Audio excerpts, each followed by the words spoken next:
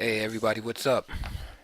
Today we're going to talk about uh, this is going to be a several part series, but in this video we're going to talk about um, common mistakes, and we're going to focus on basically one type of mistake in each video. This video we're going to talk about the eagerness to win material. All right, so let's just jump right into it. Okay, and before we get into this first game, remember this saying from Capablanca: position first, material second. Always think about that when you know accepting pawn sacrifice or opponents, just trying to go ahead in material. Sometimes you ruin your position, and you might be up a pawn or up a piece, and then still only have a draw in hand, or worse than that, um, lose the game. Right. So this is again about the eagerness to win material. So the first game we're gonna start, and we're gonna be rolling fast. We're gonna start with the old immortal game from London, 1851, between Anderson and Kizaritsky. Now we're not even gonna get into the analysis here. I mean, this game has been analyzed hundreds of times, but we're just gonna focus on greed. Right. That's another way to say eagerness to win material. So King's Gambit here, 1800s. What do you expect? He takes bishop c4, queen a4, queen h4 check, king f1, b5, bishop takes b5, knight f6, knight f3, queen h6, d3, knight h5, trying to hold that, knight h4, queen g5, knight f5, c6,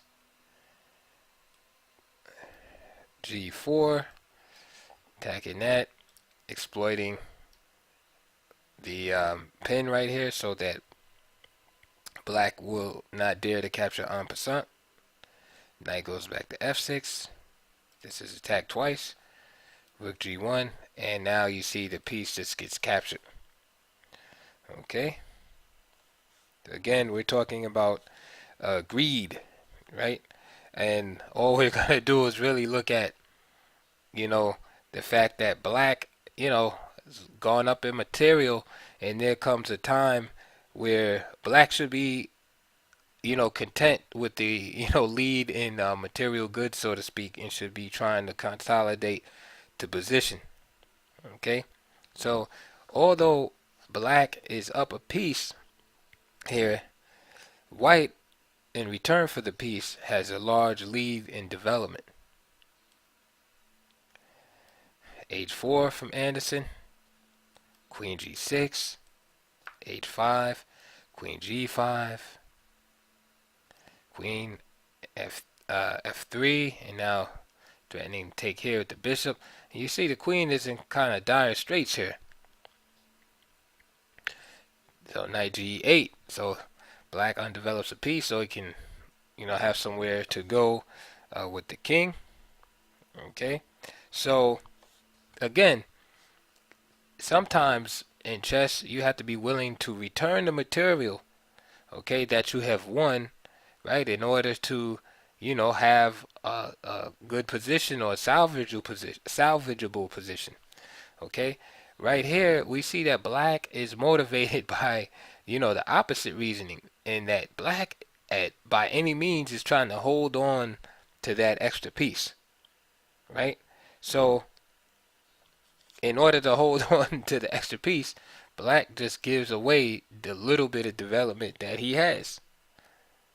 Okay, so with that said, and again, light analysis, maybe he should just give back the piece, play a move like knight takes g4 or something like this. Okay.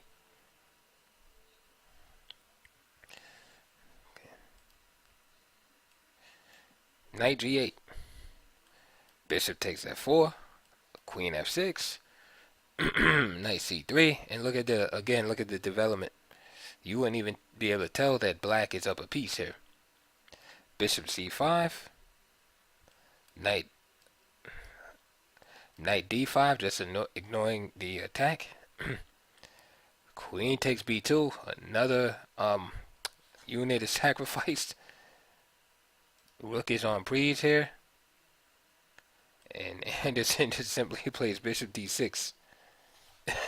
Just, just take the rooks. Go ahead. Bishop takes g1, e5. The other rook goes. Queen takes e1, king e2, knight a6. Okay, so again, even here, maybe a move like bishop a6. Okay, but it might be a little better. White has to, it gives white a little more trouble. But again, the motivation behind knight a6 is to rule out this check. In other words, black's mentality is still, the try to hold on to material at all costs. Knight a6, knight takes g7, king d8, queen f6, knight takes f6, and then of course everything is covered, all escape squares, and therefore the king is checkmated. So that was like an extreme example of the eagerness to win and try to hold on to the material, and you see the price that black ultimately paid here.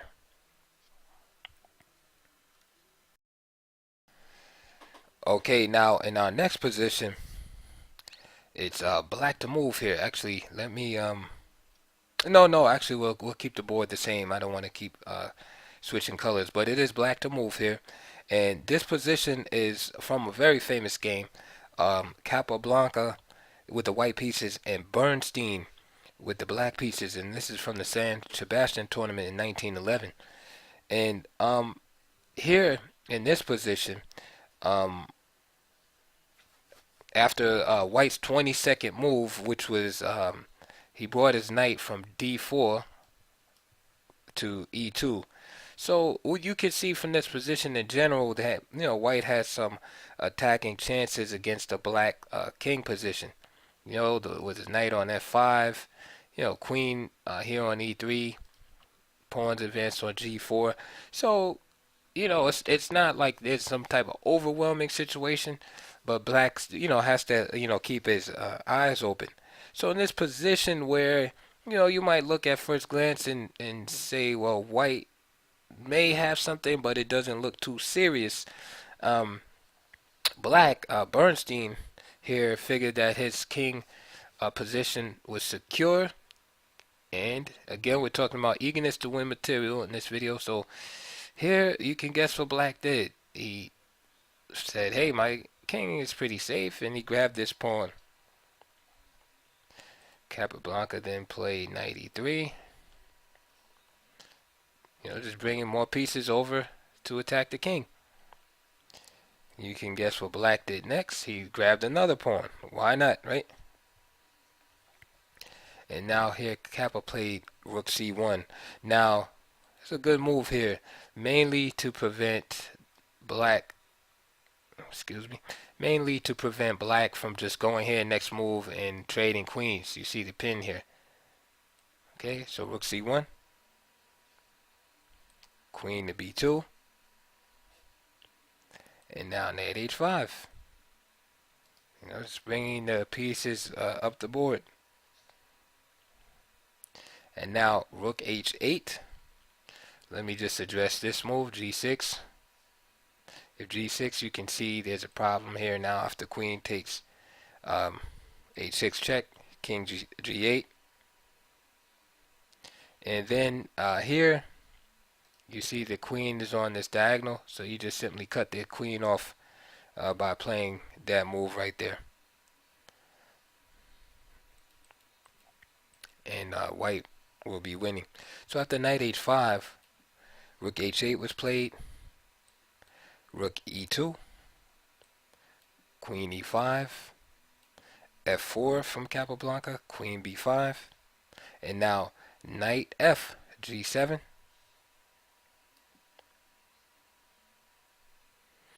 Okay, and knight c5 was played. Now, whether this is correct or not, um, I'm not using any engine or not, but basically looking at it, if knight takes g7, knight f6 check, and let's say king g6, knight takes d7, and then a move like f6. And so the idea is basically, can this knight escape or not? And of course there's several ideas here with these pawns advancing and just creating some opportunities around the king. But that's the basic question. But again, we're not getting um, into the deep analysis there. So after after f4 queen b5, knight f takes g7.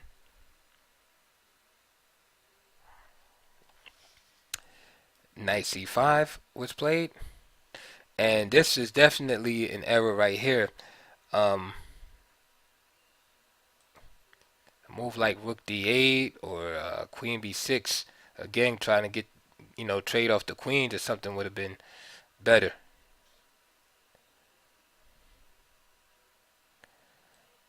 So Bernstein played knight c5, and then just after knight takes e8, bishop takes e8,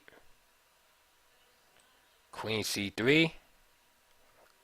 Notice how everything's coordinated. f6, knight takes f6, king g6, knight h5, rook g8, f5, driving the king up the board.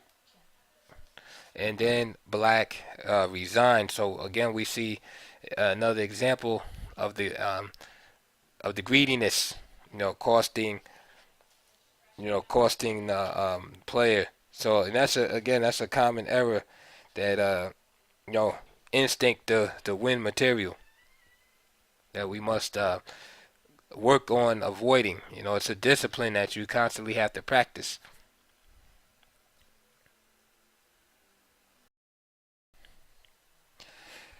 This next position shows that even the great players fall victim, uh, to the same emotions of trying to win material. Now here in this position, oh, by the way, this game is Max Elver versus Alexander Alain from Zurich, 1934. So Alekhine was still world champion at the time, but getting a little older. And here with the black pieces, Alekhine played a natural looking move, f6. Simply drive away the knight and win this rook. Right, looks pretty good. But Hervé played a fantastic uh, move and knight f7, and now it is the black rook that is on prise. Alekhine played queen e8 here. Why did he play queen e8? Well, the idea is basically if king takes f7, then queen h5 check, king e7, rook takes e6, and now the king is exposed. King d6, queen c5, king d7, queen f5, king d6, and queen e6, checkmating.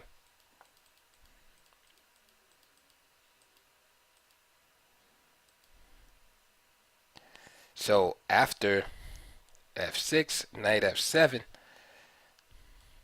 Alekhine opted for queen e8. Then after rook takes, queen takes, knight d8, queen e4, and just knight takes c6. And instead of winning a piece, black lost a pawn. And the rest of the game, um, was bad for Loikin, and he wound up losing the game.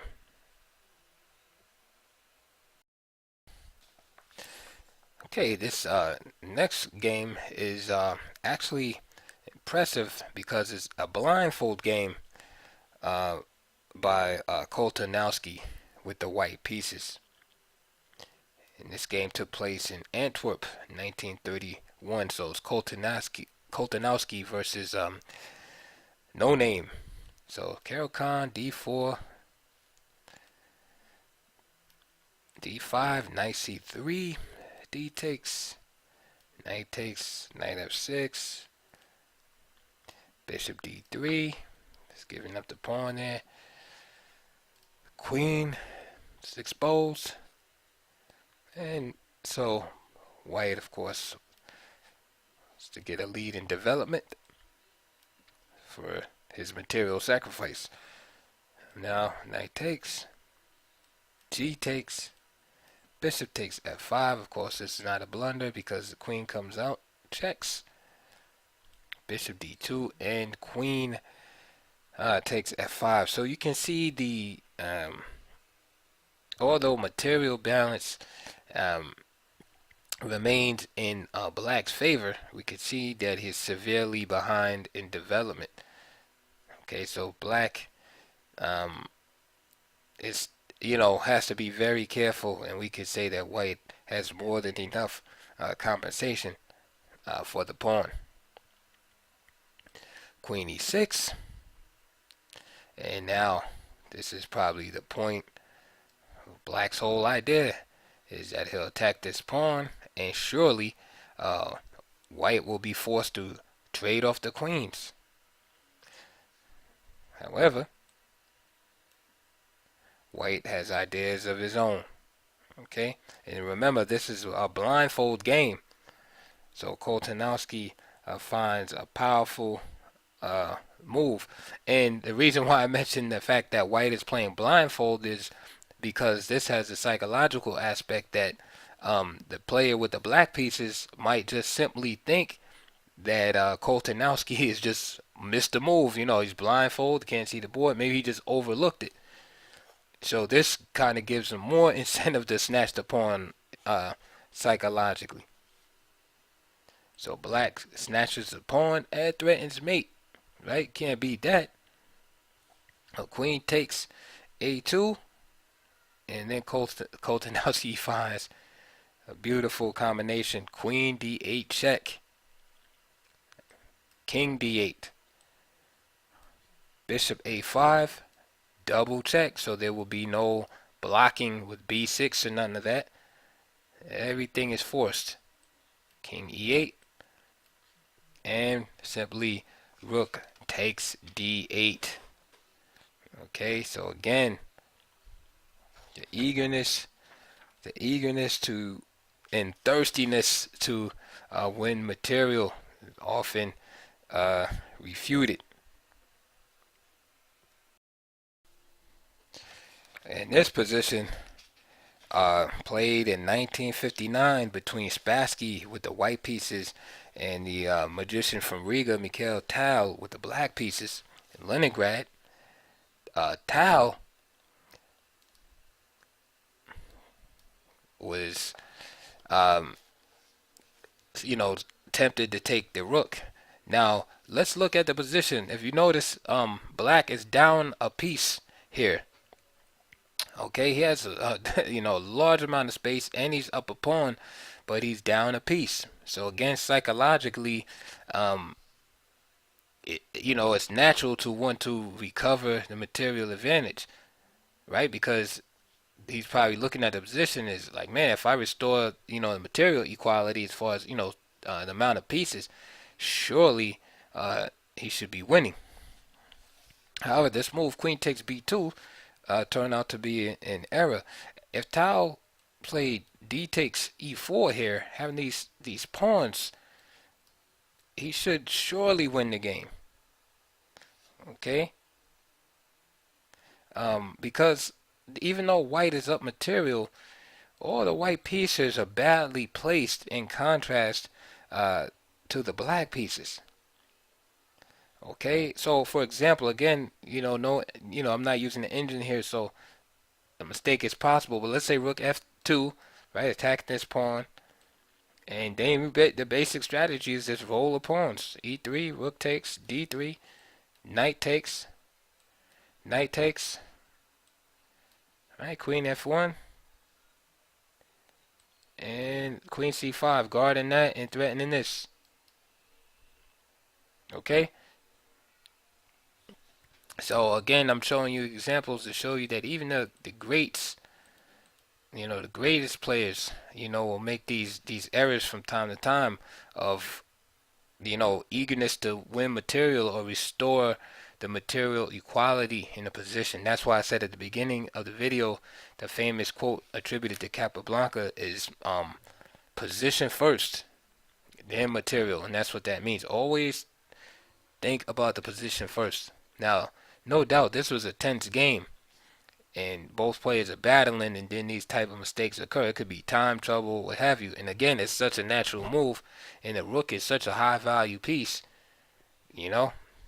So let's see what happened. So Tao snatches the rook. Queen takes b2. Now Spassky plays e takes f5. Now remember the variation I showed you with d takes e4. That's not possible because Tao is taking the rook. So queen takes b2, e takes f5, rook c6. Now Spassky plays bishop g3. Okay. Now bishop g3 is a good defensive move, protecting this knight. It's like, for example, if he played queen h5 here, then Tao could reposition his queen with Tempe. So he plays this, bishop g3. And now Tao played d3.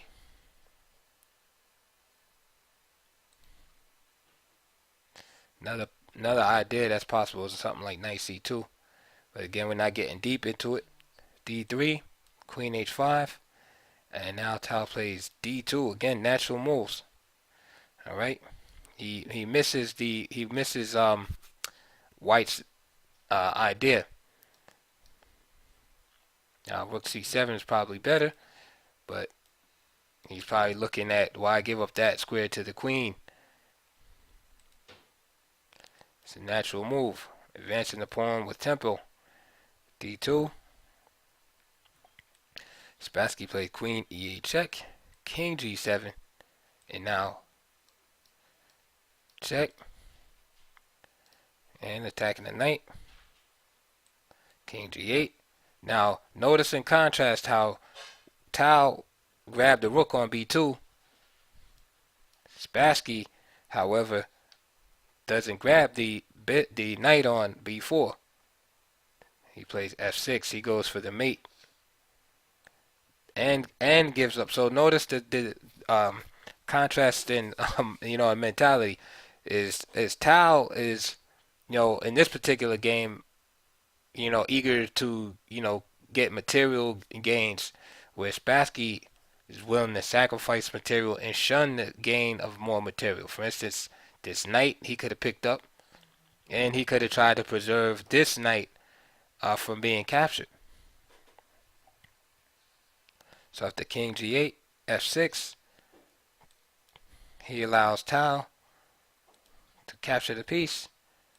And he just simply plays bishop takes e1, and now you can see the value of that bishop coming to g3. And then there's no way to stop the mate, so Tao resigned. Alright, and now to close this out, this eagerness to exchange pieces segment, right? One of the major errors, I'm sorry, not eagerness to exchange pieces, that's the next one, eagerness to win material. To close out, we're gonna show you a game, everybody's favorite opening here. And this game features the Blackmore Deemer Gambit, right? E4, okay? And this is gameplay by Deemer. Unfortunately, we don't know who the black player was, but it was played in 1939. So E4, D takes E4, knight C3. So, like most of these old-time gambits and gambits in general, the player that is sacrificing the material is doing it in order to gain time to develop his pieces faster than that of the opponent. And while he's developing his pieces, also trying to restrict the development of his opponent. So knight c3 is played, knight f6, f3, another sacrifice. And so f3, e takes f3, and now the queen comes out, right, leaving this pawn on prise. And this game is 1939, so dudes had trouble, resisting the material still. Queen takes d4. Hey, black is just taking everything, Bishop e3, queen e5, castle. You can see tremendous lead in development by black. I wish the games were so easy today like this. Notice also how the queen and rook are lined up. So he's telling black, hey, put your bishop right on g4. Okay? Right, looks good. Natural, natural moves. But notice this pawn is weak right here. Right, so all of this looks pretty good, right? Bishop is attacking. And if the queen moves away, um, this bishop can be taken with check. All right? But again, the major problem in this position, and a nice general principle to have, is that usually when you're in a situation where you're behind in development and the tactical melee breaks out, usually the tactics are not going to be in your favor if you're behind in development, right? Most of the times, so that's like a general thing to follow. So Blackmore should be looking for a way to refute this move, bishop g4, okay? Because the tactics, white is way ahead in development, and his king is, castled, and white's king is still in the middle of the board. His queen is on e5. There's tons of open files, open files and diagonals. So a move like bishop g4 shouldn't be able to, cross, just refute white's setup. And so Deemer plays a beautiful move. He just simply plays queen takes b7. Right, he just leaves the bishop there. Go ahead, take it. Queen takes e3 check. And now he plays this move, rook d2. Queen e1 check. Knight drops back to d1. Right, is another piece. Hey, black can't resist the the free piece giveaway. So queen takes f1. Right, so he's taking all kind of material. Knight f3 is another piece. All right. So, and it's an interesting move because, Deemer could have just simply played queen takes a8 there, but it must have been Christmas time because he's just giving everything away. This is like, after Thanksgiving, or whatever, or before Thanksgiving, Black Friday, Cyber Monday, they just giving everything away. And so, there you go. And black just takes it too far. Black just takes it too far. Queen takes a1. He's just taking it too far. He could at least try to bail out with, a move like queen a6. Then queen takes a8. And then queen b6, just at least trying to hold stuff together. But, his greed knows no limits. And now queen takes a1 is played. H1, I'm sorry. Now knight e5. right? Attacking the bishop, of course, but it's not really about the bishop. It's removing the defender of this square. Okay, so it doesn't matter if it was a bishop or another piece. Whatever is defending this square, white is trying to get rid of it. And then that way he could just simply bring his queen there and checkmate. So bishop came back at 5. And now knight c6. What's going on with knight c6 is now you're threatening rook e8 mate. So he goes bishop d7 to block the action of the rook. But now you can see, especially if you're familiar with the game Paul Morphy versus, the famous opera game. This is kind of like the same motif where you're just like decoying, deflecting pieces. Pieces overworked. Here is the bishop, right? The bishop is trying to protect the c8 square from the queen, and the bishop is blocking the d8 square from the action of the rook. So it can't do both. So after bishop d7, Deemer simply played queen c8 check, and now this forces bishop takes c8 and opens up the checkmate there. So at the beginning of the video and at the end, I gave you two over the top exaggerated examples of players that are eager to win material, and in the middle of that I gave you some games between some very strong players. For instance, Orver and Loikin and Spassky and Tao, just to let you know that it's not something to be ignored, because I know a lot of players be like, I know not to, it's always like that. Players are, I know. But then when you look at the games, then you see, that they don't know. So I showed you those top level games so you can see that it still goes on. And if you don't practice and stay on point, that you'll find yourself doing things like that. So always remember, material first, position first, and then material second. Alright, hope you enjoyed that. Please like, subscribe, and all that good stuff. And if these videos have been a help to you or you enjoy them, please donate. Okay, I'll see you on the next one.